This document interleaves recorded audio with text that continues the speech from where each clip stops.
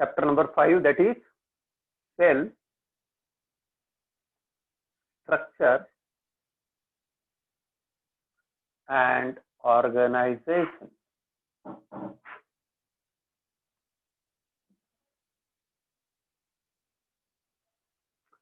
This is chapter number 5, lecture number 2, and today is 29th of September.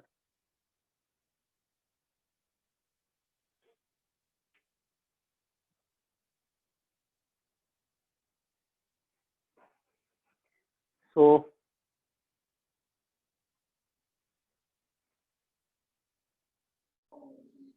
काल आपण sale बद्दल काही basic गोष्टी समजून घेतल्या. सेल बद्दल काही बेसिक गोष्टी समजून घेतलेल्या आहेत आणि समजून घेत आहोत. कारण जोपर्यंत आपण सेल शिकत नाही ना बाळांना, तोपर्यंत आपल्याला बायोलॉजीच येणार नाही. कमॉन, काल जे मुलं होते त्यांनी काही क्वेश्चनचे आन्सर करा, फटाफट आन्सर करायचे तुम्ही. What is study of cell? Come on, what is study of sale?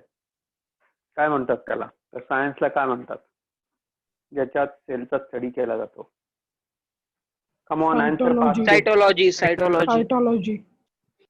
Very good, cytology. मला पुढचा क्वेश्चनचा आन्सर करा. Who observe first living cell? Who observe first living cell? Come on, fast. पहिली Anton von Leeuwenhoek. Anton von Leeuwenhoek.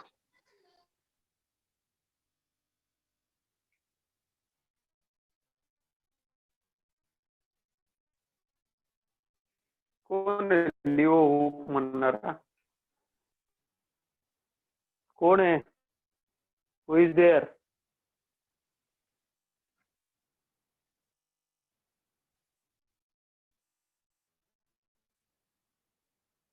नव्याने नाव घ्या, सायंटिस्टचं नाव.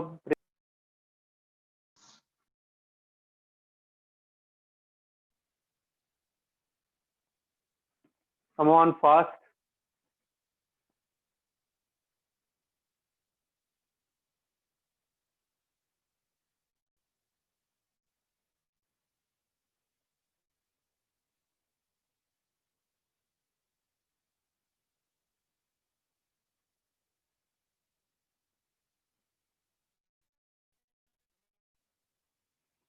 काय नाव आहे सायंटिस्टचं?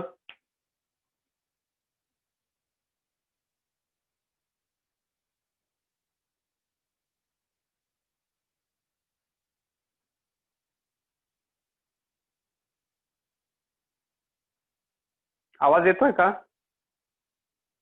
Come on, आवाज येतोय का मुलांना? बोला.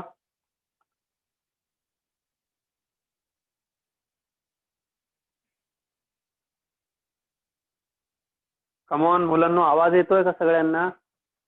Yes sir. मग बोला ना, आन्सर करा ना पटपट. आन्सर करा पटापट. आन्सर करा.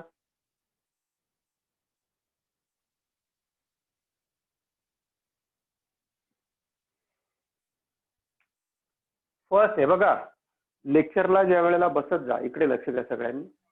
लेक्चरला ज्या वेळेला बसत जा त्यावेळेला अटेंटिव्ह राहून बसत जा. प्रॉपर एका बाजूला बुक घेतलेलं आहे हातामध्ये, एका बाजूला नोटबुक आहे, प्रॉपर माझ्या समोर बसलेत. आपण लाईव्ह क्लासमध्ये आहोत बेटा, असं समजा. तुमच्या माझ्यामध्ये एक व्हर्च्युअल मीडियम आहे.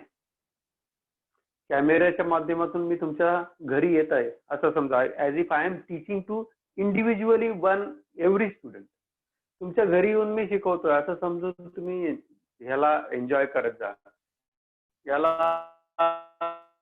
लॉकडाऊनचा काळ आहे, काय करावं, आपण काय एक माध्यम आहे फक्त असं समजा. मी तुमच्या घरी येऊन शिकवतो, तुम्हाला काही क्वेश्चन विचारतोय, तर तुम्ही त्या अटेंटिव्हनेसने जर तुम्ही प्रेझेन्स ऑफ माइंड ठेवून जेव्हा मी क्वेश्चन विचारतो त्याचे आन्सर कराल ना, तर तुम्हाला यू विल एन्जॉय आणि तुम्हाला तेव्हा मजा येईल शिकताना. कंटाळा करून नाही चालणार. आज बरेचसे मुलं गायब आहेत. I don't know why, what is the reason, पण बरेचसे मुलं गाणार आहे आणि मग ते सगळ्यांना एकदम जॉईन करेल. इकडे लक्ष द्या. सेल बद्दल काही बेसिक गोष्टी आपण पाहिल्या होत्या. सेल जे काय basic structural and functional unit आहे. सेलच्या नावाखाली ज्याने सेल नाव दिलं त्या सायंटिस्टचं नाव कोणाला सांगता येईल? पटकन सांगा. Robert Hooke. The name cell. Robert Hooke. कोणी नाव दिलं? Come on. Robert Hooke. Give the name. Robert Hooke. Robert Hooke. Robert Hooke was the first who observed the cell for first time. Robert Hooke बद्दल काही गोष्टी आपल्याला आणखी समजून घ्यायच्या आहेत, म्हणजे आपल्याला माहितीच आहे ऑलरेडी. पुढची गोष्ट अशी आहे की रॉबर्ट हुकने जी सेल ऑब्झर्व केली ती बाळांनो, ती सेल काय होती? ती सेल ओरिजिनल सेल नव्हती. ती काय होती? काय होतं? It was Dead cell. Cell wall.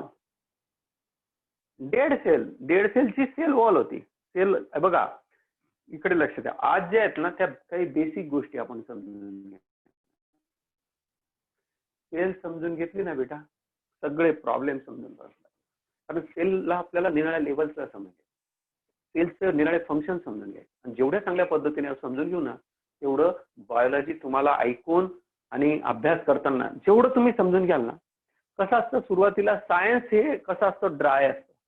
सायन्सचा तुम्ही ज्या वेळेला स्टडी करता त्यावेळेला तुम्हाला सुरुवातीला बोर होतं. अरे काय यार, काय शिकतोय आपण, व्हाय वी आर लर्निंग, असं वाटतं. पण जसं जसं तुम्ही पुढे जाता बाळांना, जसं जसं तुम्ही पुढे जाता तसं तसं तुम्ही एन्जॉय करायला लागता. आणि इतके एन्जॉय करतात की मग तुम्हाला मजा येते. अरे क्या बात आहे, हे पण आपल्याला समजायला लागलं बरं का, ते पण आपल्याला समजायला लागलं, निराळे रिझन समजायला लागले. सेल्युलर लेवलवर जेव्हा सेलचा स्टडी करतो ना, तेव्हा एक गोष्ट लक्षात ठेवा. सेलचा स्टडी केल्यामुळे आपल्याला निराळ्या प्रकारचे आजार का होतात कळू शकतं, बरोबर. आणि तुम्ही म्हणाल आजार, येस, काही स्किन डिसिजेस होतात. कॅन्सर का बरं होतो? बरोबर की कॅन्सर का बरं होतो? त्याच्यानंतर निराळ्या ठिकाणी जखमा ज्या होतात त्या का बरं होतात? एखाद्या व्यक्तीला डायबिटीस का बरं होतो? म्हणजे सगळ्या लेवलचं जेव्हा तुम्ही एकदम असं बारीक पर्यंत खोलवर जाता तेव्हा तुम्हाला कळायला लागते की अरे हे रिझन होतं बरं का त्याचं. तर बायोलॉजी जी आहे ना बेटा, हे तुमच्या डे टू डे लाईफशी कनेक्टेड आहे. Biology is very interesting if you are going to study it in detail.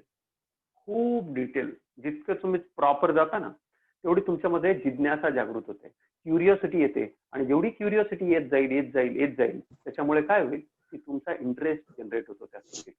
सुरुवातीला कुठलाही सब्जेक्ट, कुठलाही इव्हन फिजिक्स, केमिस्ट्री, मॅथमॅटिक्स, तुम्ही जे काही शिकत असाल ते शिकताना ना सुरुवातीला असं वाटतं यार काय शिकू का नको शिकू, हे काय आपण चुकीची तर नाही काही मार्ग निवडलेला, काही चुकीच्या ब्रांचमध्ये तर नाही आलेलो.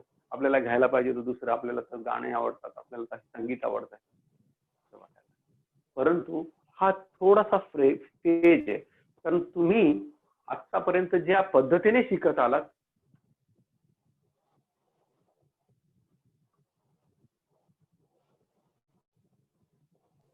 सर आवाज ब्लर होतो.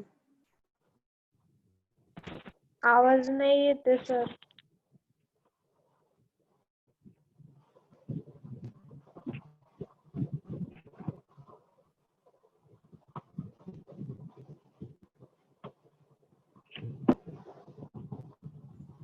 सर आवाज येत नाही.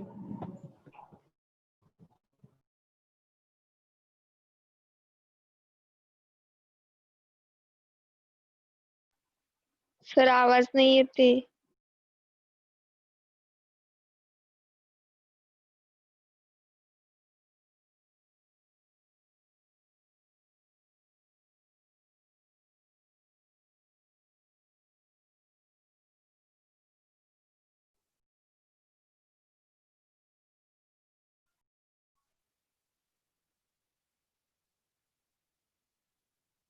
Come on. काय व्हिडिओ पॉज झाला होता का?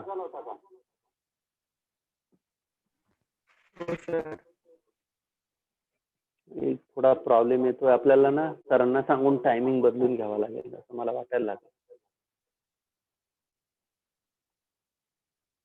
तुम्हाला ही वेळ सुटेबल आहे का तुम्हाला सगळ्यांना? हो सर. हो सर.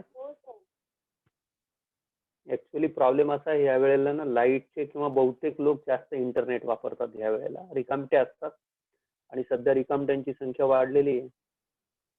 काम धंदा नसलेले लोकांची संख्या खूप जास्त वाढलेली आहे. They just want to do the fun, मजा करायची असते लक्षात. त्यामुळे प्रॉब्लेम्स येतात आपल्यासारख्यांना. सर मग सकाळी घेतलं तर? हा बोला. आपण आजच्या दिवस घेऊ. हे बघा, कधी कधी येतो प्रॉब्लेम, इंटरनेटचा प्रॉब्लेम आहे बेटा, काय करणार. आता ही बघा, चैताली जाधव आली होती मध्ये, काय झालं तिचं, ब्रेक झाला वाटतं.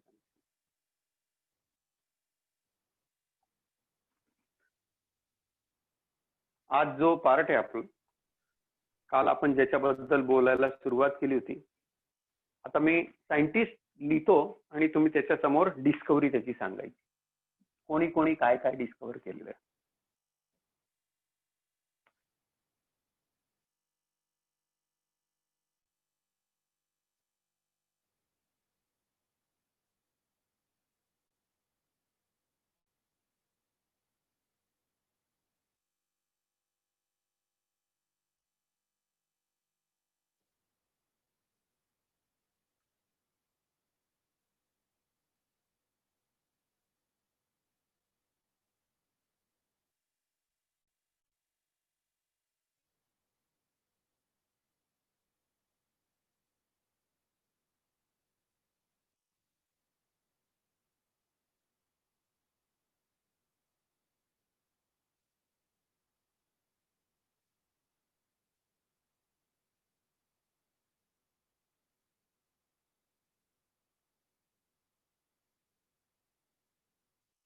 दिसत आहेत सायंटिस्टचे नावं या चॅप्टर मध्ये, भरपूर सारे सायंटिस्ट आहेत.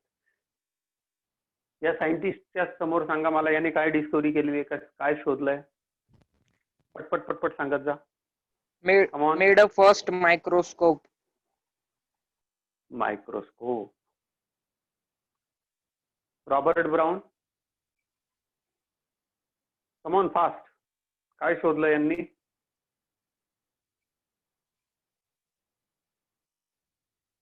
कम ऑन, रॉबर्ट ब्राउनने काय शोधलंय? चॅप्टर वाचला का काही मुलांनी घरी जाऊन?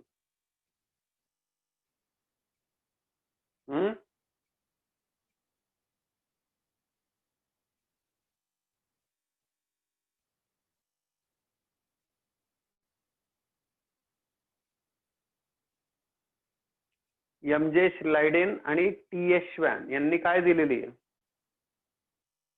कम on, come on. First cell theory. Cell theory दिली. Cell theory.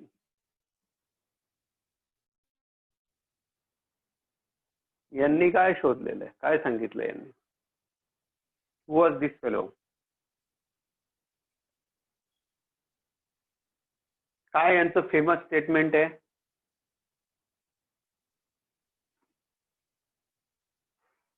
यांचं काय फेमस स्टेटमेंट आहे? बोला पटकन, फास्ट.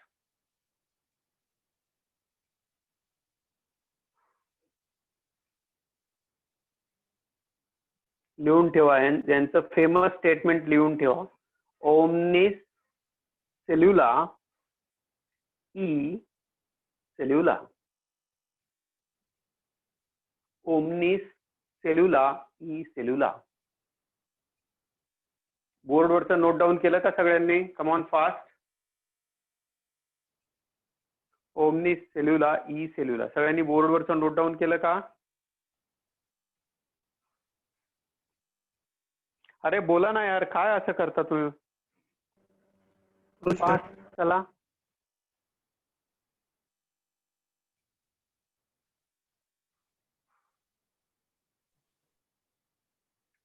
चला,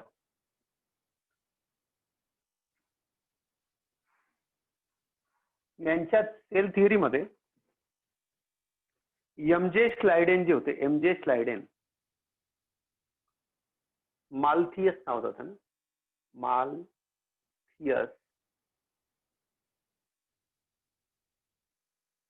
स्लायडेन,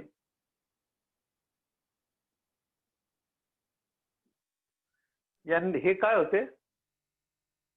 जर्मन बॉटॅनिस्ट होते. काय होते हे? जर्मन बॉटॅनिस्ट.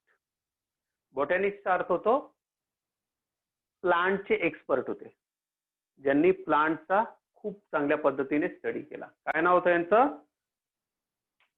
एम जे स्लायडेन किंवा मालथियस स्लायडेन. आलं लक्षात? तर यांनी काय केलं बाळांनो? यांनी खूप साऱ्या प्लांटचा स्टडी केला, खूप साऱ्या प्लांटचा स्टडी केला. इतक्या प्लांटचा स्टडी केला यांची, आणि टी.एस. श्वॅन नावाचे दुसरे सायंटिस्ट होते, थिओडोर श्वॅन हे दुसरे एक सायंटिस्ट होते. He was British zoologist. या दोघांनी मिळून यांनी एक्सक्लुझिव्हली प्लांट्सचा स्टडी केला. एक्सक्लुझिव्हलीचा अर्थ होतो खास करून. यांच्या नावाने तुम्ही बायोलॉजीमध्ये जाल ना, तर बायोलॉजीमध्ये जसं जसं आपण पुढे पुढे पुढे पुढे शिकत जातो, तर तेव्हा आपल्याला कळतं श्वॅन नावाच्या सेल्स यांच्या नावाने शोधलेल्या आहेत. यांनी जी सेल, एक काही नवीन सेल शोधली, त्या सेललाच यांचं नाव दिलं गेलं. ही श्वॅन सेल आपण शिकणार आहोत. आलं लक्षात? एक्सक्लुझिव्हली कशाचा स्टडी केला? अॅनिमल्सचा स्टडी केला. आलं लक्षात? आणि अॅनिमल्सचा स्टडी केल्यानंतर हे आणि हे दोघा जण जेव्हा एका मीटिंग मध्ये काहीतरी फंक्शन असेल तेव्हा ते एकत्र आले, आणि ह्या दोघांनी काय केलं माहिती का? मग यांनी सेल थिअरी प्रपोज केली. असा सेल थिअरी त्या काळासाठी एकदम नवीन होती. Cell theory was very much new. आणि या सेल थिअरीमध्ये ह्याच्यामध्ये दोन गोष्टी दिलेल्या आहेत एनसीईआरटीने. आपल्याकडे सेल थिअरी बरीच लांब लचक दिलेली, मात्र एक गोष्ट यांच्या सेल थिअरी मधून निघाली की all living organisms are made up of cells. आणि पुढचं स्टेटमेंट यांनी दिलं, cell is basic structural and functional unit of life of an organism असंही म्हणू शकता. त्याच्यानंतर animal cells do not have cell wall, but plants cell have cell wall. या इथपर्यंत कन्क्लुजन आलं. असे बरेचसे स्टेटमेंट होते यांचे. तर या स्टेटमेंट नंतर एक गोष्ट सिद्ध होत होती. या स्टेटमेंट्स मधनं बेटा एक गोष्ट सिद्ध होत होती. एक गोष्ट ही सिद्ध होत होती की सगळ्या ऑर्गॅनिझम्स मध्ये एक गोष्ट कॉमन आहे, आणि दॅट कॉमन थिंग इज, सगळ्या ऑर्गॅनिझम्स मध्ये एक गोष्ट कॉमन आहे, that common thing is all the organisms in this world are made up of cells. येतंय लक्षात? सगळ्या जगातले सगळे सजीव ज्यांना म्हणतो मी सेल्युलर ऑर्गॅनिझम, हे सगळेच्या सगळे कशाने बनलेले आहेत? सेलने बनलेले. ही गोष्ट यांनी सिद्ध केली. ही त्या वेळेसाठी फार मोठी घटना होती, तुम्हाला सांगतो. तोपर्यंत कोण काय अंदाज लावायचा, कोण काय अंदाज लावायचा, कोण काय सांगायचा, कोण काय सांगायचा, तोपर्यंत एक वाक्यता नव्हती, सुसूत्रता नव्हती. आता या स्टेटमेंट नंतर हे जे झालं, याच्यानंतर या सेल थिअरी मधून एक क्वेश्चन अराईज झाला, आणि तो आला रुडॉल्फ विर्चॉ नावाच्या दुसऱ्या एका सायंटिस्टच्या डोक्यामध्ये. त्या सायंटिस्टचं नाव होतं रुडॉल्फ विर्चॉ. रुडॉल्फ विर्चॉ हा पण मोठा सायंटिस्ट होता. याने क्वेश्चन अराईज केला की तुमच्या सेल थिअरीने, यांची जी सेल थिअरी होती, श्वॅन आणि स्लाइडिनची जी थिअरी होती, ती थिअरी आली होती 1838 ते 1839 या दरम्यान त्यांनी ही थिअरी मांडली होती. काही बुक्स मध्ये 1838 दिले, काही मध्ये 1839, त्यामुळे आपण दोन्ही आकडे लिहून ठेवले. तर ही जी सेल थिअरी आली, त्या सेल थिअरीमध्ये हे तर कळत होतं की सगळे ऑर्गॅनिझम जगामध्ये जेवढे लिव्हिंग ऑर्गॅनिझम आहेत, सगळेच्या सगळे लिव्हिंग ऑर्गॅनिझम कशाने बनले? सेलने बनले. परंतु या थिअरी मधनं एक गोष्ट मिसिंग होती. मिसिंग काय होते? काय मिस होत होतं की हाऊ सेल्स आर फॉर्म्ड. हे सेल बनतात कशा, याचं उत्तर मिळत नव्हतं. कशाचं उत्तर मिळत नव्हतं? पहिली सेल कशी बनली असेल किंवा सेल कशा बनत होत्या, हे त्याचं उत्तर देऊ शकत नव्हते. परिणाम असा झाला बाळांनो की ही सेल थिअरी जी होती ती अपूर्ण होती. मग रुडॉल्फ विर्चॉने हा क्वेश्चन अराईज केला आणि याने स्वतः शोध घेण्याचं ठरवलं की बघूया नेमकं काय प्रॉब्लेम होतोय आणि कशामुळे हे सेल थिअरी आपल्याला कुठेतरी काय कमी पडतं, कुठलं स्टेटमेंट कमी पडत आहे. आणि मग याने या सेल थिअरीमध्ये एक नवीन स्टेटमेंट ऍड केलं. आणि कशानंतर ऍड केलं? After observation. हा मायक्रोस्कोप घेऊन बसलेला होता. आफ्टर ऑब्झर्वेशन त्याने एक पाहिलं, हा ऑब्झर्व करत होता एका बॅक्टेरियाला. बॅक्टेरियाला ऑब्झर्व करता करता बेटा याला हे एक गोष्ट दिसली, एक गोष्ट अशी दिसली, एक बॅक्टेरिया होता असा. लेट्स सी की दिस इज दॅट बॅक्टेरिया. आणि ह्या बॅक्टेरियामध्ये, या बॅक्टेरियाला थोड्या वेळात त्याने पाहिलं, याच्या डोळ्यासमोर एका बॅक्टेरियाचे असे दोन बॅक्टेरिया झाले, इकडे एक आणि इकडे, असे दोन बॅक्टेरिया झाले. त्याने ऑब्झर्वेशन परत पाहिलं तर ह्याच बॅक्टेरियाचे आणखी दोन बॅक्टेरिया झाले, याचे दोन, याचे दोन. हे त्याने ऑब्झर्व केलं. आणि त्या काळात तर काही फार साधनं नव्हते, फार बाकी गोष्टी करण्यासारख्या नव्हत्या. मात्र मग याने सांगितलं की सगळ्या ज्या सेल्स आहेत, ज्या काही सेल्स आहेत, दे अराईज फ्रॉम. पुढचं स्टेटमेंट नीट काळजीपूर्वक लक्ष द्या. आणि त्या वेळेला याने त्या सेल थिअरीमध्ये, त्याला तेव्हापासून या सेल थिअरीला मॉडर्न सेल थिअरी म्हणायला लागले. आणि मग याने काय सांगितलं? ऑल, म्हणजे त्याने, त्याचा पहिला क्वेश्चन काय होता की ही सेल थिअरी एक्सप्लेन करते, काय एक्सप्लेन करते? की all organisms are made up of cell. परंतु सेल्सचं अराईज कशा होतात, त्या सेल्स कशा पद्धतीने तयार होतात, याच्याबद्दल काही एक्सप्लेनेशन करत नाही. मग याने ते एक्सप्लेनेशन दिलं आणि याने सांगितलं की all cells arise from pre existing cells. काय वाक्य आहे? तुम्ही म्हणाल तर काय हे नाही काय फार मोठं शोधलं का? त्या काळासाठी ही मोठी गोष्ट होती. त्या वाक्याचा अर्थ किती मुलांना कळला? कमॉन बोला पटकन. कमॉन, या वाक्याचा अर्थ किती मुलांना कळला? All cells arise from pre existing cell. ह्या वाक्याचा अर्थ किती जणांना कळला? लवकेशला कळला. ओके. स्वरूप तुला कळला का? तनुजाला कळला का? संजनाला कळला का? कमॉन, थंब पाठवा तुम्ही. चैतालीला कळला का? ह्या वाक्याचा अर्थ आहे, ज्या मुलांना नाही कळला त्यांच्यासाठी लिहितो. आधीच्या सेल पासूनच नवीन सेल तयार होते. आधीच्या सेल पासूनच नवीन सेल तयार होत. नवीन सेल अशी तयार होत नाही. ही महत्वाची गोष्ट आहे, फार मोठी गोष्ट आहे. आज पण याच्यावर काछाकूट चाललेला आहे. जगात पहिली सेल कशी तयार झाली असेल, अजूनपर्यंत माणसाला ठाम उत्तर मिळालेलं नाही.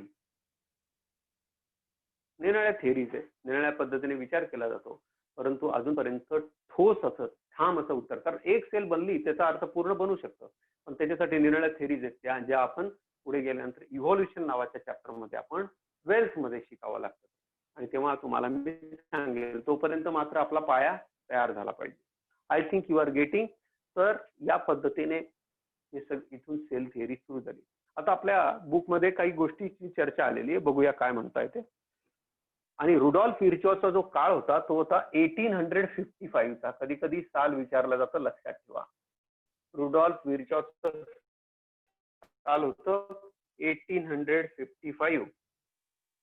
आणि याचं फेमस स्टेटमेंट आहे, जे मी लिहिलं ना, हे याचं जर्मन भाषेत स्टेटमेंट आहे.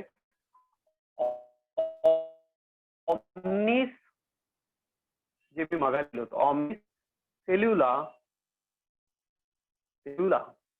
असेल ना, तर त्यांच्या बसचा कार्यक्रम नाही, त्या बायोलॉजी शिकू शकणार नाही, ही गोष्ट लक्षात ठेवा.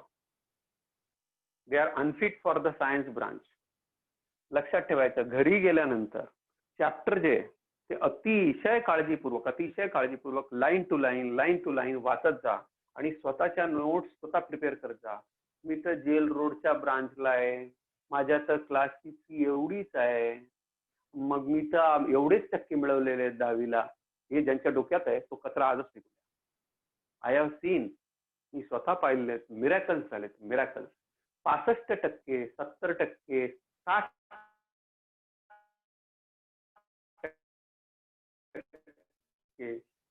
10वीला मिळवलेला मुलगा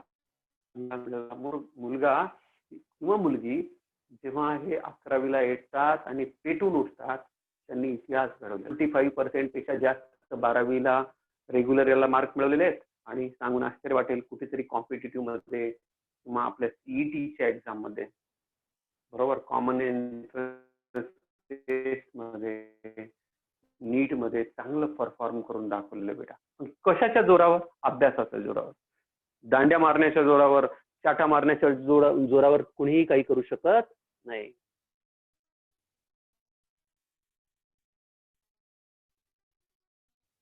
सर आवाज ब्लर होतो. येतंय?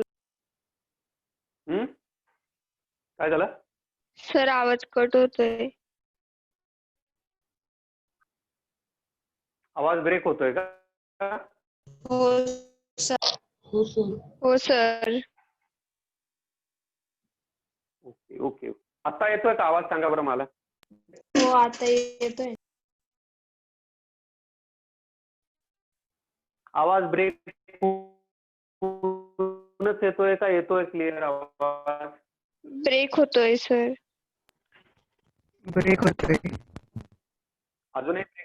अजूनही ब्रेक होतोय का? हो. हो सर.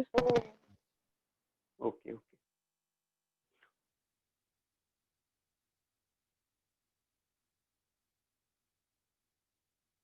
तुमचा मला आवाज द्या. आवाज क्लिअर आला की मला सांगा. मी आतापर्यंत जे शिकवलं ते कळतंय का तुम्हाला? हो सर. हो.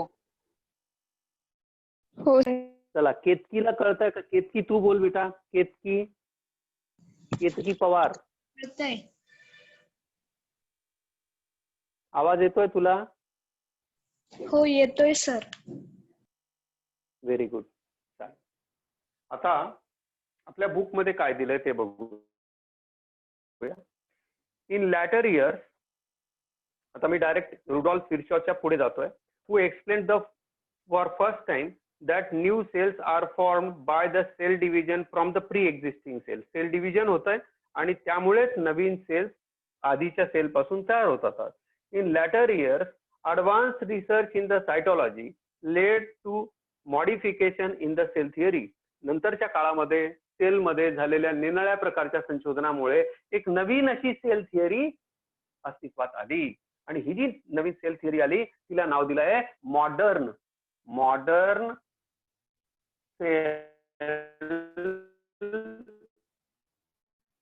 थिअरी.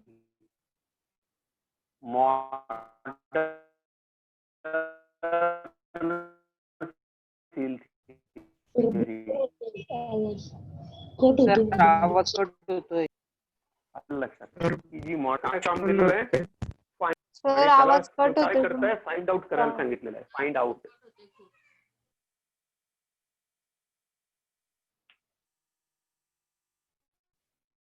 बोर्ड दिसतोय का? बोर्ड हो सर. Very good. बोर्ड दिसत असेल तर बघा एकदा सगळ्यांनी. मी एकदा नेटवर्क चेक करतो.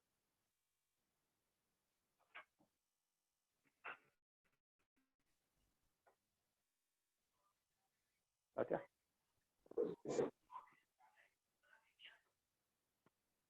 नेटवर्क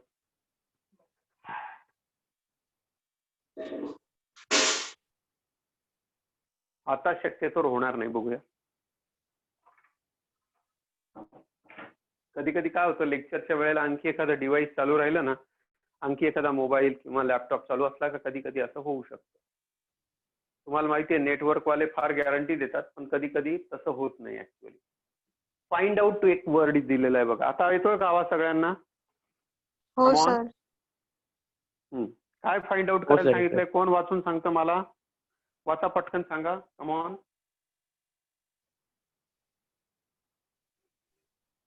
बोला, वाचा. फाइंड आउट मध्ये वाचा, पेज नंबर 44 वर पटकन वाचा.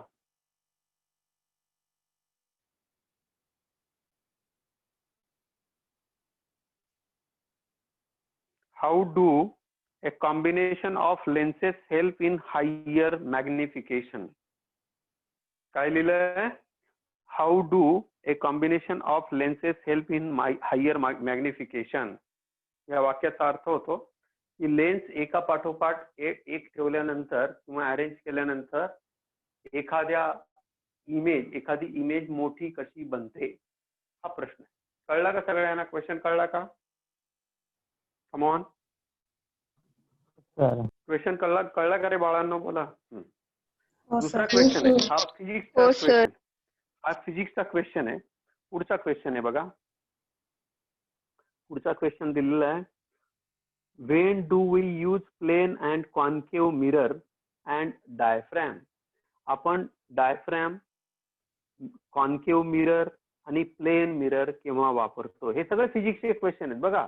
कारण तुम्ही ज्या वेळेला मायक्रोस्कोपचा स्टडी करता तेव्हा तुम्हाला फिजिक्स समजून घ्यावं लागतं. जर तुम्ही फिजिक्स समजून घेतलं नाही तर तुम्हाला हे कळणार नाही.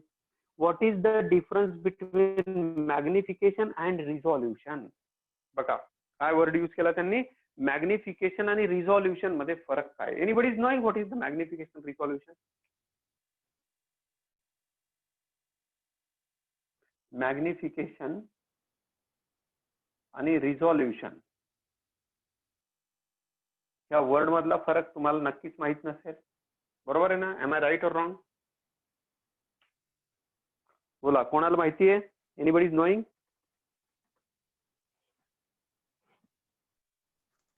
मॅग्निफिकेशनचा अर्थ होतो बाळांनो की ज्याच्यामध्ये इमेज, समजा हे चित्र एवढं आहे, हे चित्र, हे जे हा जो पार्ट एवढा आहे याला एवढं करणं, म्हणजे याची साईज वाढवणं, याला काय म्हणतात? मॅग्निफिकेशन. आणि रिझॉल्युशन शब्दाचा अर्थ होतो याची क्लॅरिटीशी संबंधित, बरोबर? किती क्लॅरिटी आहे, किती स्पष्टता आहे. Resolution is related with clarity and magnification is related with the expansion of that image. मोठी इमेज, किती मोठी इमेज होऊ शकते, दॅट इज मॅग्निफिकेशन. आता जे सुरुवातीचे 2 क्वेश्चन आहेत ते उद्या काय करायचं, तुमचं फिजिक्सचं लेक्चर लागलं की शेख सरांना विचारायचं, बरोबर आहे ना? शेख सरांना तुम्ही हा क्वेश्चन विचारायचा की सर आम्हाला 2 लेन्सेस एकमेकांना समोरासमोर लावल्यानंतर त्याच्यामुळे मोठी इमेज काय मिळते, त्याला म्हणतात मॅग्निफिकेशन. असं का घडतं? आपण प्लेन मिरर, कॉन्केव्ह लेन्स आणि किंवा कॉन्केव्ह मिरर आणि तिसरी गोष्ट काय सांगितली? प्लेन मिरर, कॉन्केव्ह मिरर आणि लास्ट काय वर्ड यूज केला होता आपण? हा, डायफ्रॅम. हे कुठे वापरतो? कॉन्केव्ह मिरर आपण कुठे वापरतो? कॉन्केव्ह मिरर आपण कुठे वापरतो? कोणाला माहिती आहे? Anybody is knowing? कॉन्केव्ह जो मिरर असतो ना बेटा, कॉन्केव्ह मिरर तुम्ही मोटरसायकलला पाहिलं असेल असं. तर इथे लांबची गाडी तुम्हाला इथे दिसते का नाही? इथे मोटरसायकलवाला एवढ्या एवढ्या इमेज मध्ये दिसून जातो, मागून कोणती गाडी येते, कार येते, एवढ्या भागात पाहू शकता ना तुम्ही. दॅट इज कॉन्क्युम. त्याच्या मागे कोणता फंडा यूज होतो, काय होतं, ते तुम्हाला फिजिक्स मध्ये सर शिकवतील. आता हे जे क्वेश्चन होते ते तुम्हाला आता कळले. आता पुढच्या पार्ट कडे जाऊया. पुढे एक वर्ड दिलेला आहे.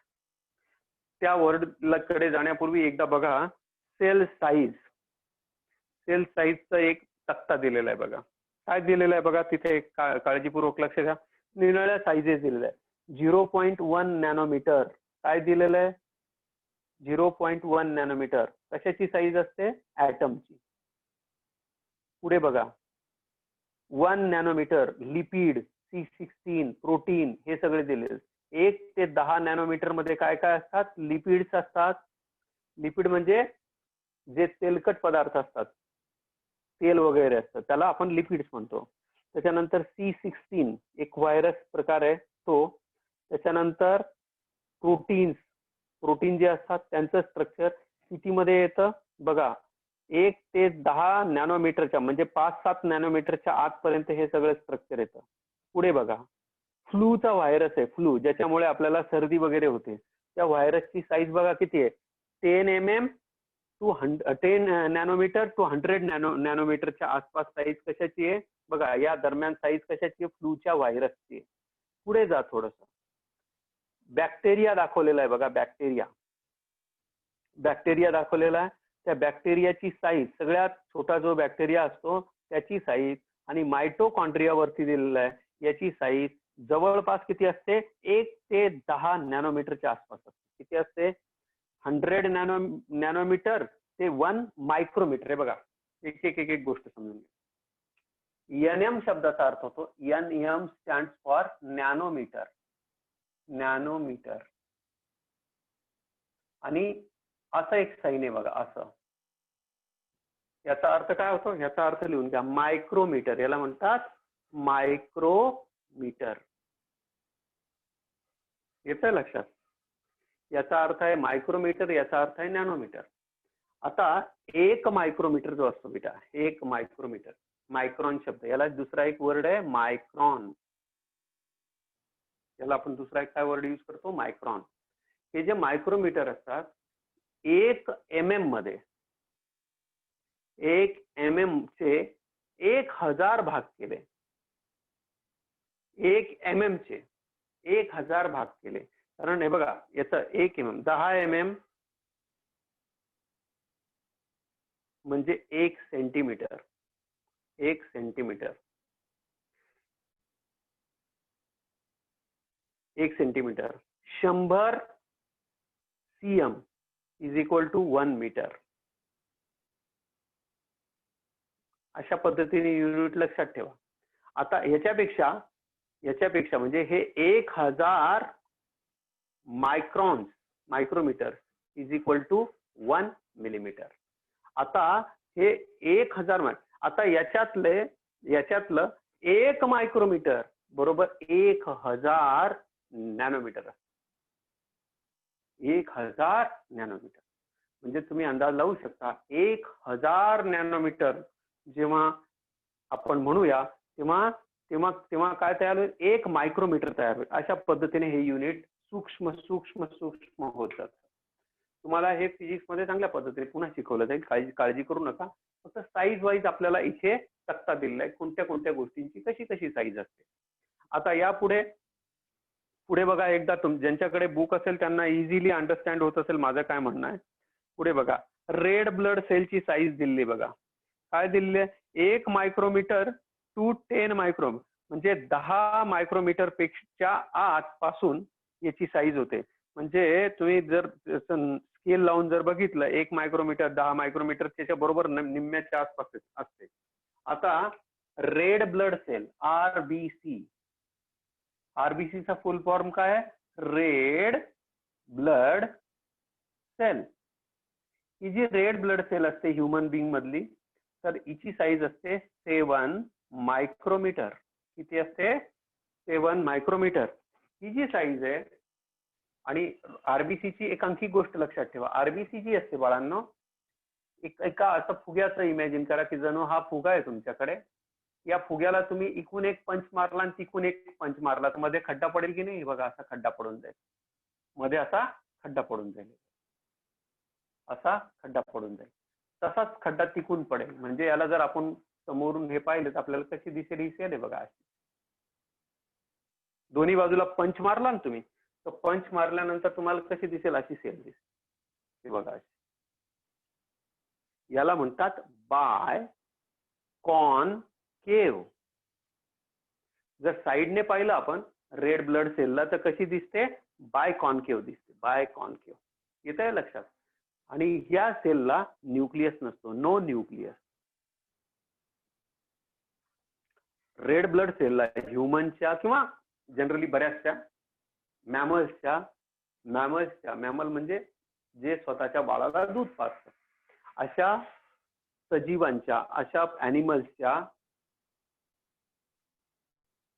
ब्लड मध्ये आरबीसीज मध्ये न्यूक्लियस नसतो. आरबीसीज मध्ये न्यूक्लियस नसतो. आणि कसं स्ट्रक्चर होतं? बायकॉन्केव. असं स्ट्रक्चर असण्याचं कारण काय आणि हिच्याकडे न्यूक्लियस नसण्याचं कारण काय?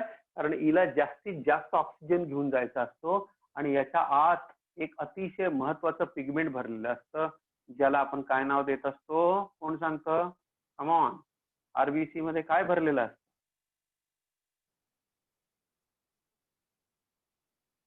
काय भरलेलं असतं? रेड कलरने दाखवलं. याला म्हणतात हिमोग्लोबिन. काय भरलेलं असतं बाळांनो?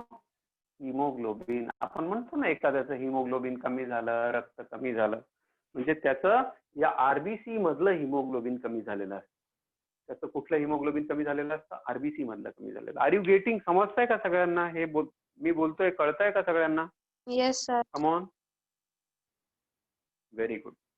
आता हो sir. पुढे जाऊया.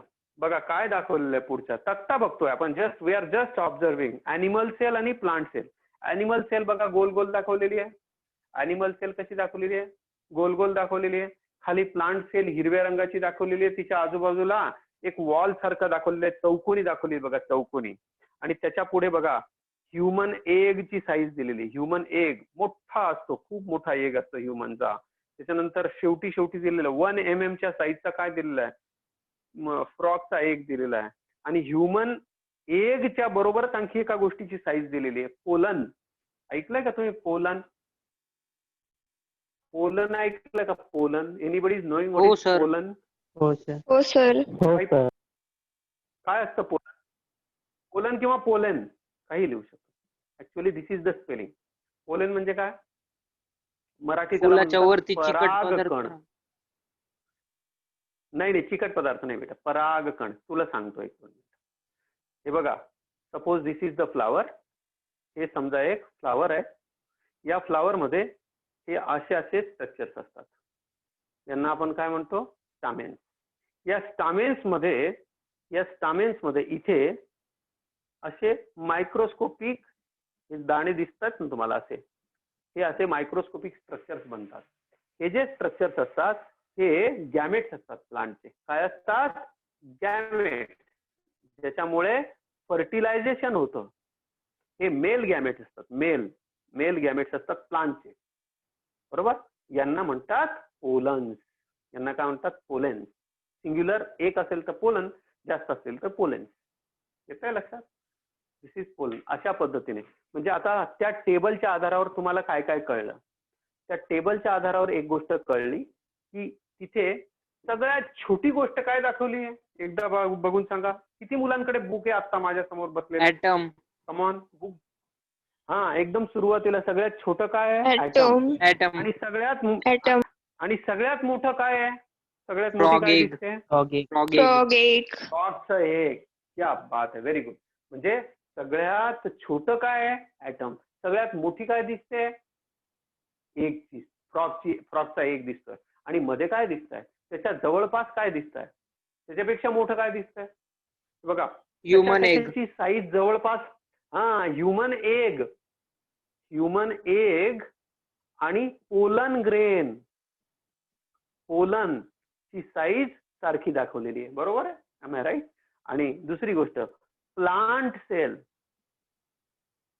आणि ॲनिमल सेल जवळजवळ सारख्या दाखवल्या आहेत. प्लांट सेल आणि अॅनिमल सेल जवळजवळ सारख्या दाखवल्या आहेत. यांच्यापेक्षा साईज कशाची कमी असते बघा तिथं दाखवत आहे. काय काय दिसते? रेड ब्लड मायटोकॉन्ड्रियाची सेल. साईज कमी असते. Red blood. त्याच्यापेक्षा साईज कशाची कमी असते? Red blood. ओके, तर I think you are getting. आणि रेड ब्लड सेल मध्ये संपूर्ण जास्तीत जास्त ऑक्सिजन घेऊन जायला पाहिजे. आपण लंग मध्ये जो आता तुम्ही सगळेजण बसून श्वास घेताय, मी श्वास घेतोय, इथे सगळे आरबीसीज येत आहेत आणि या आरबीसीज काय करतायत? श्वासाला त्या ऑक्सिजनला पकडतायत आणि पकडून ज्या ज्या आपल्या बॉडीच्या पार्टला पाहिजे तिथे तिथे त्या घेऊन जात आहेत. आपले नख वगैरे बघा, एकदा सगळ्यांनी नख बघा. नख बघा, इथे मी नख दाखवतो. हे जे नख आहेत ते प्रत्येकाचे गुलाबी किंवा लालसर असे दिसत असतात. ते असे का असतात? त्याचं कारण हिमोग्लोबिनमुळे. जर एखाद्या व्यक्तीला श्वास गुदमरला, श्वास मिळाला नाही, ऑक्सिजन मिळाला नाही, तर त्याचे नख कसे होतात? निळे होतात, ब्लूइश होतात. आलं लक्षात? कसं होतात, काय होतात, पुढे गेल्यावर आपण शिकणार आहोत. पुढे एक टर्म आलेली बघा, नीट लक्ष द्या सगळ्यांनी. पुढे एक टर्म आलेली बेटा, टोटीपोटेन्सी. काय आलेलं आहे वर्ड पुढे? टोटीपोटेन्सी. बघा, वाचा सगळ्यांनी. टोटीपोटेन्सी असा एक वर्ड आलेला. टोटीपोटेन्सी. आता पोटेन्सी शब्दाचा अर्थ होतो पोटेन्शियल. पोटेन्सी वर्ड कशापासून आलेला आहे? पोटेंट या वर्ड पासून पोटेन्सी शब्द आलेला आहे. POTENT. एखाद्यामध्ये आपण काय म्हणतो, जेव्हा आम्ही शिक्षक एकमेकांशी बोलतो ना, आम्ही जेव्हा शिक्षक एकमेकांशी बोलतो, टीचर एकमेकांशी बोलतो, तेव्हा आम्ही काय सांगतो? एखाद्या मुलाबद्दल आम्ही कमेंट करताना काय बोलतो? मुलगा चांगला आहे, त्याच्याकडे पोटेन्शियल आहे, पण मेहनती नाही. काय वर्ड यूज करतो? He has that potential. He has that potential but he is not using. याचा अर्थ काय? पोटेन्शियलचा अर्थ होतो क्षमता. त्याच्याकडे क्षमता आहे, शक्ती आहे, पोटेन्शियल आहे. पोटेन्शियल आहे त्या मुलीकडे, त्या मुलाकडे बुद्धी आहे, क्षमता आहे, परंतु तो यूज करेल तर ना तर त्याची प्रगती होईल, नाही तर कसं होईल? येतंय लक्षात? म्हणजे पोटेंट शब्दाचा अर्थ होतो की क्षमता असणे. आता हा शब्द इथे जोडून बघा, काय लिहिलेलं आहे? टोटी. टोटी शब्दाचा अर्थ होतो टोटल. टोटी शब्दाचा अर्थ काय झाला? टोटल. पोटेन्सी शब्दाचा अर्थ काय झाला? Potential, power. बरोबर? म्हणजे काय पॉवर? कशाची पॉवर? टोटीपोटेन्सीचा अर्थ होतो एखाद्या सेलमध्ये, आपल्या बॉडीमध्ये, आश्चर्य वाटेल तुम्हाला, थोडंसं आपण डीप मध्ये जातो. ह्युमन एग तिथं दाखवलेला आहे, तुम्ही चित्रात पाहिला. तो जो ह्युमन एग आहे बेटा, हा ह्युमन एग जो आहे, त्या ह्युमन एगला आजूबाजूला असं लेयर्स असतात. या एगचं जेव्हा फर्टिलायझेशन होतं, म्हणजे याच्यामध्ये जेव्हा स्पर्म हा शिरतो, याच्या आत जातो. आता हा बनतो इथे या एगचा न्यूक्लियस आणि हा असतो इथे स्पर्मचा न्यूक्लियस. त्या दोघांचं फ्युजन होतं, याला आपण नंतर म्हणतो झायगोट. काय वर्ड यूज करतो याच्यासाठी? झायगोट. या झायगोट मध्ये आता विचार करा, मी तुम्हाला दर वेळेला सांगतो, आपल्या सगळ्यांचा जन्म तिथे जी ह्युमन एग सेल दाखवली नाही, ह्या एग सेल पासून आपल्या सगळ्यांचा जन्म झालेला. आता इथे हा जो स्पर्म होता तो आत घुसला. या स्पर्म कडे काय? जेनेटिक मटेरियल आहे. स्पर्म कडे काय? डीएनए. आणि त्या एग कडे पण काय? डीएनए. हे दोन्हीच्या दोन्ही एकमेकांमध्ये इथे फ्यूज होतील, एकमेकांमध्ये विरघळून जातील. मैं तुम में समा जाऊं, तुम में समा जाओ. मिक्स झाले, हे दोन्ही मिक्स झाले. आता ही एक सेल बनली. आता ही एक सेल बनली. या एक सेल मध्ये अशा डिव्हिजन्स होतात. नंतर अशी डिव्हिजन होईल. नंतर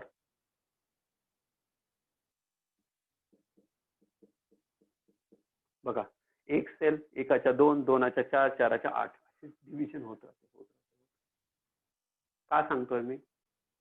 या सेल पासून तुम्ही मला सांगा, आपण असे होतो की नाही? आपण असे होतो. नंतर सेल डिव्हिजन झाले, असं झालं. नंतर ह्या सेल डिव्हिजन होऊन असे दोन स्ट्रक्चर झाले. एक स्ट्रक्चर जे होतं हे इथे बनलं आणि एक जे स्ट्रक्चर होतं ते असं असं असं असं असं असं इकडे बनलं. हे सगळं मी शिकवणार आहे तुम्हाला. हा जो पार्ट आहे इथे खूप साऱ्या सेल्स तयार झाल्या. याच्यापासून आपली बॉडी बनते. हे जे बाकीचे जे स्ट्रक्चर्स आहेत ते इथे तयार होतात, म्हणजे टोटल बॉडी तयार होते. या सेलचा अर्थ काय झाला? मी जे हे सांगतोय शॉर्ट स्टोरी, याचा अर्थ काय झाला? या सेलमध्ये अशी पॉवर आहे बेटा, अशी पॉवर आहे, लिसन व्हेरी केअरफुली, या सेलमध्ये अशी पॉवर आहे की ती पूर्ण बॉडी तयार करू शकतात. ही तर सेलच आहे ना. या सेलमध्ये काय पॉवर आहे? ती टोटल बॉडी बनवू शकते. म्हणजे तुमच्या केसापासून तर अंगठ्यापर्यंत, डोक्याच्या केसापासून तर अंगठ्यापर्यंत कुठलाही पार्ट असू द्या, या सेल पालनी बनवलेलं आहे की नाही, हे पटतंय का तुम्हाला सांगा? Come on. हे पटतंय का सगळ्यांना सांगा? हो सर. कमॉन, बोर तर नाही होऊन राहिले ना रे? नाही सर. नाही सर. येतंय लक्षात सगळ्यांच्या? नाही हो. सर. लक्ष द्या. हा, म्हणजेच ह्या सेलमध्ये ही पॉवर आहे, या सेलमध्ये बेटा ही पॉवर आहे की ही सेल बॉडीची कुठलाही पार्ट बनवू शकते. ज्या सेलमध्ये अशी पॉवर आहे की ती बॉडीचा कुठलाही पार्ट बनवू शकते, अशा पॉवरला, टोटल पॉवर असलेल्या सेलला टोटीपोटेंट सेल म्हणतात. त्या सेलला काय वर्ड यूज करतात? टोटीपोटेंट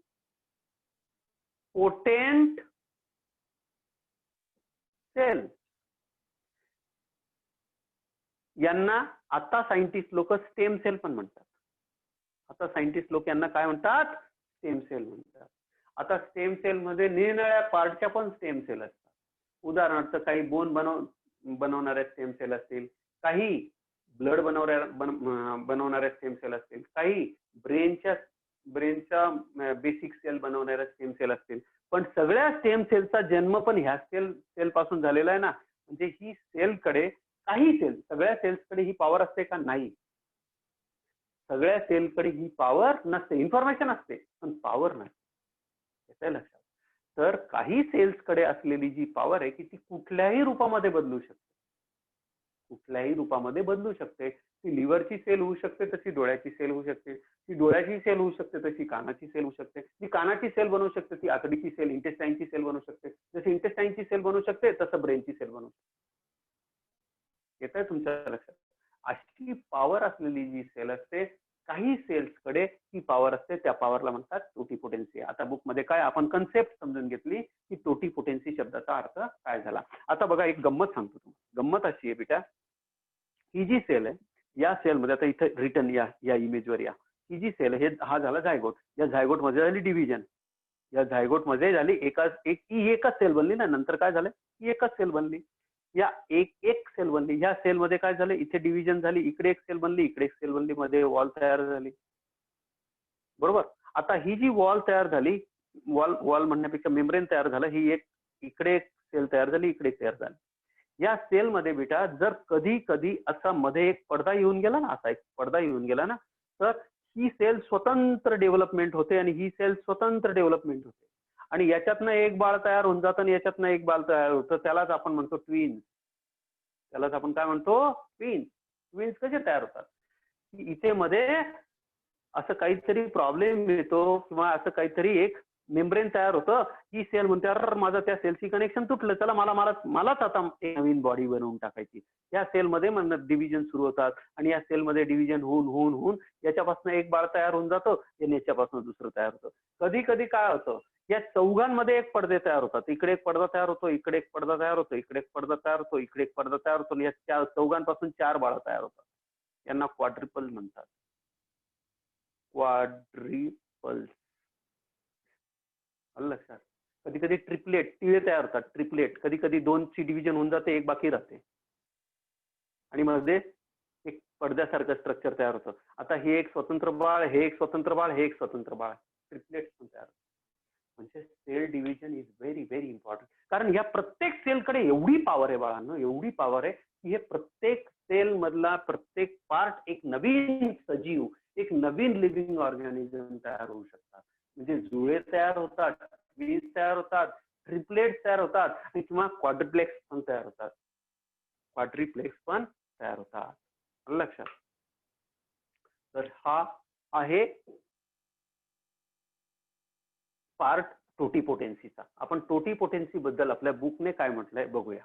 या टोटीपोटेन्सी बद्दल बुक आपलं काय सांगतंय ते बघा, एकदा रीड करा. काय म्हणतंय? It is the capacity or potential of living nucleated cell. Nucleus असला पाहिजे त्या सेलकडे. to differentiate and divide to form any other type of cell and thereby complete new organism. कळलं? या सेलकडे अशी पॉवर आहे की त्याच्यापासून पूर्ण ऑर्गॅनिझम बनू शकतो. त्याला म्हणतात टोटीपोटेन्सी. आता मी जे एक्सप्लेनेशन दिलं त्याच्यामुळे आय थिंक तुम्हाला सगळ्यांना एकदम क्लिअर झालं असेल. वाक्य कळलं? आता वाचून कळेल तुम्हाला सगळ्यांना. बोला, कम ऑन. हो सर. हो sir. Very good, very good. आता बघा पुढे काय हो. म्हणतोय. A cell is a totipotent because it has entire genetic information of the organism in its nucleus. Embryonic animal cells are totipotent and termed as stem cell. मी जे सांगितलं तेच लिहिलंय. काय लिहिलंय? एम्ब्रियोची जी सेल असते, गर्भाची जी सेल असते, त्या सेलकडे अशी पॉवर असते, त्यामुळे कम्प्लीट न्यू ऑर्गॅनिझम, एक नवीन सजीव त्यांच्यापासून बनू शकतो. कारण यांच्याकडे काय असते? कम्प्लीट जेनेटिक इन्फॉर्मेशन असते. यांच्याकडे काय असते बाळांनो? कम्प्लीट जेनेटिक इन्फॉर्मेशन असते. या सेलकडे कम्प्लीट जेनेटिक इन्फॉर्मेशन असते. म्हणून एक ही जी सेल आहे ना बेटा, ही सेल कम्प्लीट नवीन ऑर्गॅनिझमला सुद्धा तयार करू शकते. ही त्याची प्रॉपर्टी. काय असतं जेनेटिक मटेरियल आपण पुढे गेल्यावर शिकणार आहोत. घाबरायचं नाही, दम ठेवा थोडासा. पुढे काय म्हणतोय बघा. मी हळूहळू मुद्दाम हा चॅप्टर शिकवतोय. त्याचं कारण असं, एक तर मुलं कमी आहेत आणि तुम्हाला एक एक गोष्ट नीट समजली पाहिजे. Same cells have great medical application including cure of the disease. यांच्यामुळे निरनिराळ्या प्रकारचे आजार बरे केले जातात. आता नीट लक्ष द्या काय म्हटलं याच्यामध्ये. आज तुम्ही ऐकलं असेल एखाद्या माणसाला ब्लड कॅन्सर होतो. इमॅजिन करा जस्ट की एखाद्या पार्टचा, लेट से की एखाद्या माणसाला लिव्हरचा कॅन्सर झाला, बरोबर, किंवा एखाद्या माणसाला गालाचा किंवा एखाद्या पर्टिक्युलर पार्टचा कॅन्सर झाला. आता कॅन्सरसाठी दोन प्रकारचे उपचार असतात. एक तर त्याला किरण दिले जातात, किंवा लाईट देणं म्हणतात, रेज सोडले जातात. रेज सोडून त्या ज्या कॅन्सरच्या ज्या सेल्स असतात त्या मारल्या जातात, त्याच्याबरोबर चांगल्याही सेल मारल्या जातात. ही एक पद्धत आहे. दुसरी एक पद्धत आहे की त्याला ऑपरेशन करून कापून फेकून द्या, ही दुसरी पद्धत आहे. तिसरी पद्धत काय की त्याला अशा इंजेक्शन्स द्या की जेणेकरून फक्त कॅन्सरच्या सेल मारल्या जातील. पण ते काही जागेवर देता येत नाही, पूर्ण बॉडीमध्ये ते इंजेक्शन फिरतं आणि जिथे जिथे म्हणून ग्रोथ चालू असते. लक्षात ठेवा, मी खूप महत्वाचं वाक्य पुढचं सांगणार. हे इंजेक्शन दिले ना, कॅन्सरचे जे इंजेक्शन दिले ना, हे कॅन्सरचे इंजेक्शन एकदा बॉडीमध्ये गेले, त्याला किमोथेरपी असा वर्ड आहे.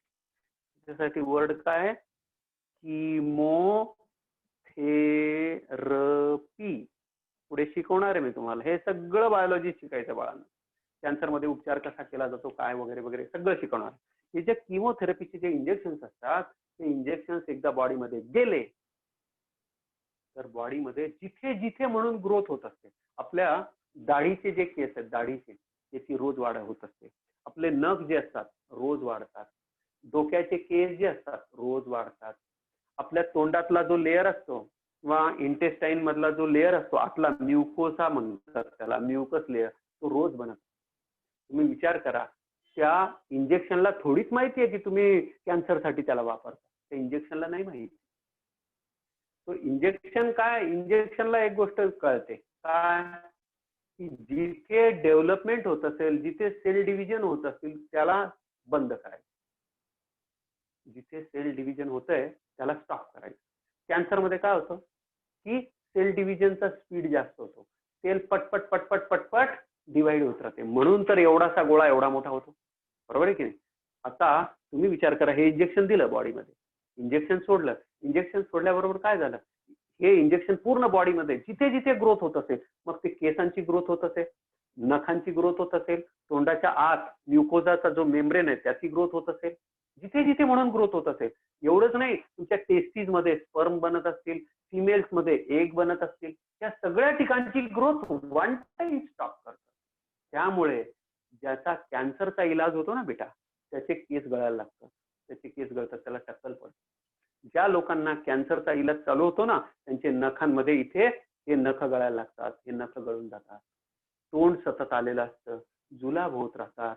त्या असे लोक बाप बनू शकत नाही, अशी स्त्री आई बनू शकत नाही, कारण तिचे एक बनणं स्टॉप होऊन जातं. अशा पुरुषांमध्ये स्पर्म बनणं बंद होऊन जातं, म्हणून ते वडील बनू शकत नाही. हे कॅन्सरच्या उपचाराचे परिणाम. जेव्हा इंजेक्शन देतो ना आपण, त्या इंजेक्शनला थोडीच माहिती आहे. जसं तुम्ही बंदुकीतने गोळी मारली, तुम्ही मारली एखाद्या चोराला किंवा एखाद्या टेररिस्टसाठी तुम्ही गोळी चालवली, पण तो टेररिस्ट जर समजा कर्म धर्म संयोगाने दुसरीकडे गेला आणि दुसराच माणूस मध्ये आला, तर ती गोळी थांबू शकते का? एकदा निघाली ती निघाली, विषय संपला. त्याच्या समोर कोणीही आलं तर तो मेल्याशिवाय राहणार नाही. ती गोळी नाही नाही, एक साधू आले, त्या साधूंना ती गोळी माफ करेल का? नाही, सुटली, विषय संपला. तसा हा किमोथेरपीचा उपचार. यामुळे या सगळ्या गोष्टींपासून वाचण्यासाठी आता स्टेम सेल थेरपी वापरली जाते. म्हणजे काय? आता हा विषय आलाय म्हणून तुम्हाला 2 मिनिटात सांगतो, जास्त वेळ घेत नाही तुमचा. बाळ जेव्हा जन्माला येतं, सगळ्यांनी लक्ष द्या इकडे. बाळ जेव्हा जन्माला येतं, त्याला बाळ समजा, फार मी चांगलं ड्रॉइंग नाही माझं, त्याला असं समजा की हे बाळ आहे, हे बाळ आहे. हे बाळ जेव्हा जन्माला येतं,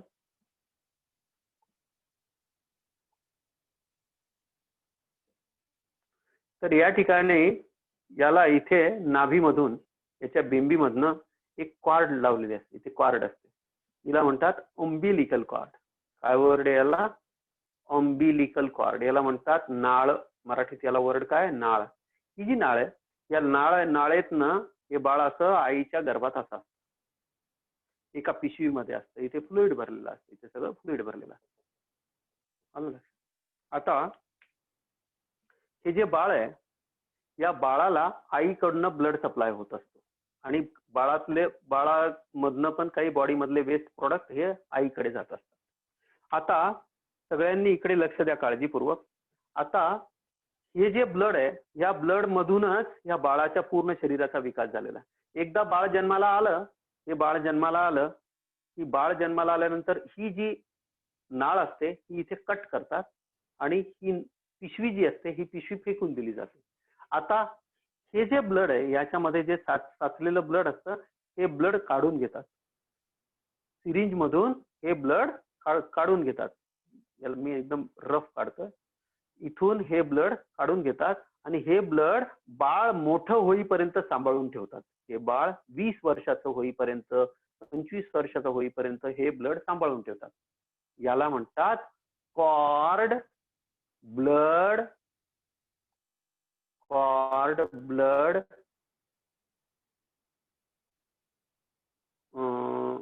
बँक. Cord blood bank. ही कॉर्ड ब्लड बँक जी असते, हे बाळाचं हे जे रक्त आहे ना, इथलं कॉर्ड मध्ये असलेलं जे रक्त आहे, हे रक्त सांभाळून ठेवते. हे रक्त सांभाळण्याच्या आजच्या काळामध्ये जवळजवळ 2 ते 2.5 लाख रुपये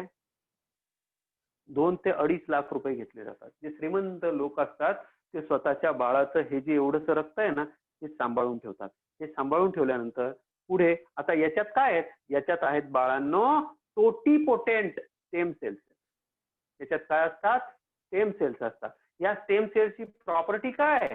की बाळाला कुठल्याही भविष्यात जर 20 वर्षाचा झाला, त्याला कुठल्याही आजार आला, ज्याच्यामध्ये बाळाचा मृत्यू होऊ शकतो, उदाहरणार्थ सिकल सेलचा आजार झाला, आपण पुढे शिकणार आहोत, सिकल सेलचा आजार झाला, कॅन्सर झाला, असे काही आजार झाले, तर त्याच्यावर या ब्लडने, या सेलने उपचार करता येतो आणि तो जो मुलगा आहे, तो जो तरुण झालेला आहे, त्याला वाचवता येतं. त्याला 9 वर्षाचा झाला तेव्हा कॅन्सर झाला, 10 वर्ष झाला तेव्हा कॅन्सर झाला, किंवा काही प्रॉब्लेम आला, जो स्टेम सेलने क्युअर केला जाऊ शकतो.